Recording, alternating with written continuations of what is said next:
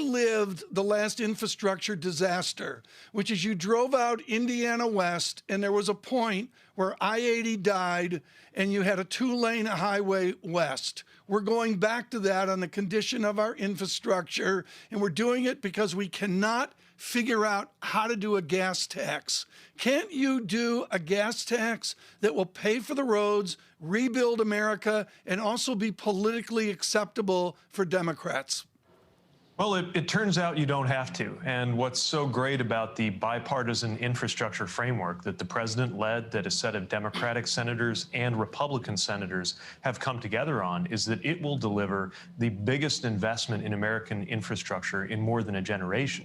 The biggest investment in our roads and bridges since Eisenhower, the biggest investment in passenger rail since Amtrak, the biggest investment in public transit ever, without having to ask Americans to pay any more in taxes. Any American who makes less than $400,000 a year. This was a promise that the president made when he was running for president. He plans to keep that promise, and so he was very firm on that. But what's clear is that it is absolutely possible to make these kinds of investments by looking to other funding sources that don't ask that of ordinary Americans. And we're thrilled that this critical mass of Republican and Democratic senators agree. We think it's one of the reasons why so many Americans agree that this is the right thing to do. Now we need Congress to move it forward, get it to the president's desk so that we can get those dollars working, whether it's on our highways and bridges, our airports and ports, or on some of the things that are newer to the infrastructure picture, like our digital infrastructure and getting everybody online. You mentioned Dwight David Eisenhower. I remember going off the infrastructure road of Kansas onto the 2-lane highway to his museum. All wonderful. Dwight Eisenhower had to fight his Republicans to get the vision of the interstate highway system done. How can you bring over Republicans to get a majority vote to rebuild America? You know, I found that people don't agree on much here in Washington across party lines, but they agree on the need, as you've been describing, and as every American sees. You know, when I'm talking to House or Senate members, Republican or Democrat, what I notice that they all have in common is they're all from somewhere. They're all home right now, actually, this week during this July 4th recess. They're all home talking to constituents saying, when are we going to get this bridge fixed? Why is our airport looking the way it's looking? How are we this far behind on transit or whatever it is in their district? And so, yes, I do believe that we have finally reached this point of, if not consensus, then overlap. And I think that's why you had this remarkable sight of the president walking out of the West Wing a few days ago, flanked by Democratic and Republican senators saying, we have a deal. Now, we have a deal is not the same thing as we have a bill. That's what's happening right now, turning it into legislative text, moving it through these processes, committees that have jurisdiction over this. There's a lot of machinery, especially this month of July, that is going through its motions here in Washington. But it's resulting, I believe, in the opportunity for something that we have needed for really the better part of my lifetime, as we've watched these investments degrade, as we've coasted off of decisions that were made generations ago. You know, last time I was in New York was to look at the Hudson River tunnels, the finest infrastructure technology of 1910, and we're still depending on look it at that for the shade, Northeast John. Corridor. Look at the shade the Secretary gives to New York City. Mr. Secretary, there are some things that are easy to get done and haven't been done. Infrastructure is one of them, I guess. Another is international travel restrictions. We're trying to work out when we get an update from your administration. When is that going to happen?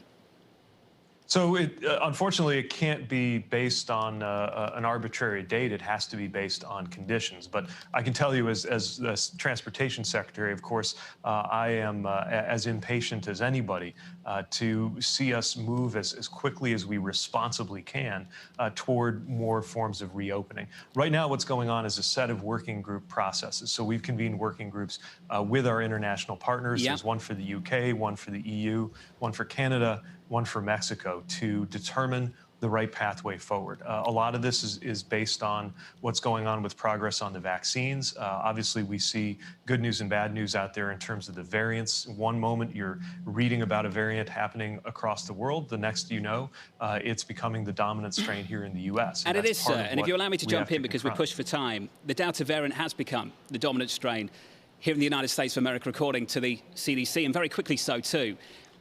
From my position personally, forgive me for saying this, but you didn't have to watch your father's funeral down the screen of an iPhone on Tuesday? I did, because of your policies.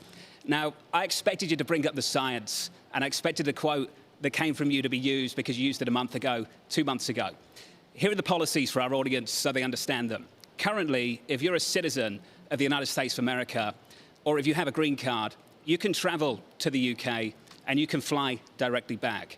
If you have an H-1B visa or an L-1, you can fly to the UK, but to come back to America, you need to go to Mexico City and spend 2 weeks there in a third country to get back to New York. Sir, forgive me, but I've spoken to scientists about this, and there is no scientific rationale for that policy.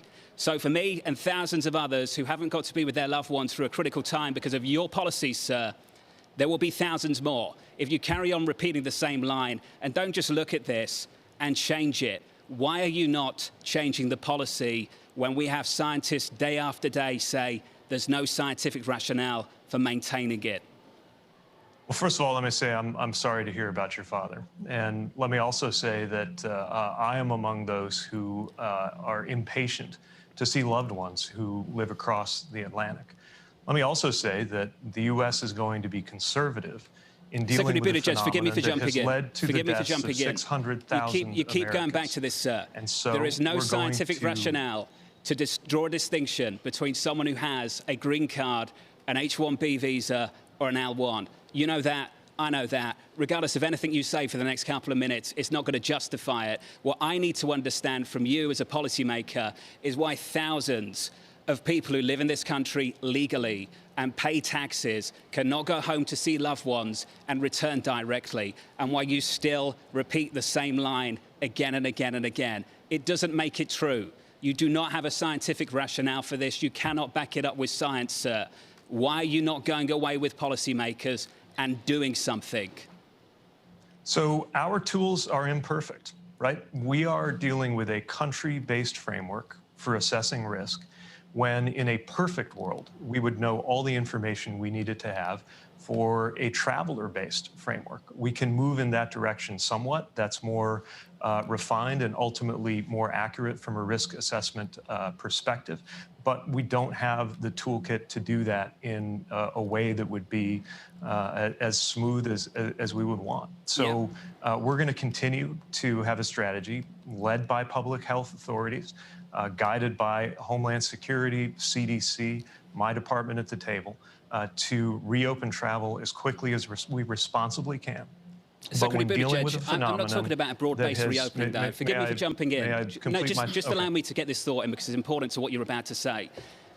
I need you to understand that I'm talking about working people in this country who are working here legally. With the stroke of a pen, you could enable thousands of people in this country who work illegally and pay taxes to return home to loved ones. And you can do that by making an equal treatment for people with an H-1B, an L-1, a green card, and a resident of this country. You know that's not difficult. That's not a large change. That's allowing people who work in this country to get back and see loved ones like they want to. And sir, I'm not going to lay on this on any thicker than I already have. You didn't have to watch your mum stand by your father's casket in a funeral 2 days ago because you won't do what I'm describing. It's easy. And us together in this conversation, I hope you go away and make the changes so that thousands of other people don't have to go through what I've gone through in the last month. Can we make that happen, sir?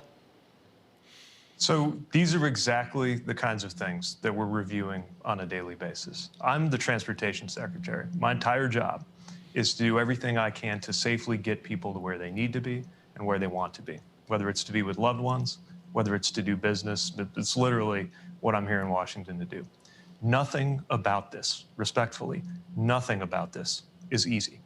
We're dealing with a phenomenon that has led to the deaths of 600,000 Americans. We're dealing with imperfect information, complex policies, legacy policies. Nothing about this is easy. But what I will tell you is we are doing everything we can as quickly as we responsibly can to get back up and running. Mr. Secretary, would you support a passport equivalent? I have a passport. I happened to study microbiology a few years ago. Why can't I get a passport, a federal passport, that says I've been vaccinated? Well, there are a lot of privacy and technology issues, but I do think it's worth noting, you may have had this experience too. I had it when I was younger, traveling internationally, of carrying a yellow CDC passport that reflected the vaccinations that I needed to demonstrate that I had to travel to parts of Southeast Asia and Africa. We have forms of this that are frankly very low tech and out of date.